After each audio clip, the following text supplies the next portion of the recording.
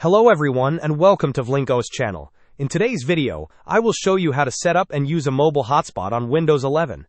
And now, let's get started.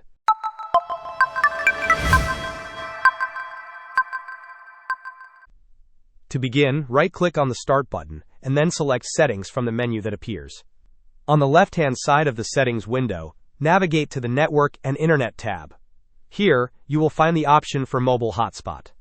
By turning this on, your computer's internet connection can be shared with other devices. You will also see the details for the network name and password. These are the credentials that others will use to connect to your hotspot.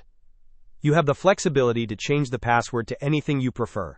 Alternatively, you can provide the network name and password for someone to manually connect, or they can scan the provided QR code to connect.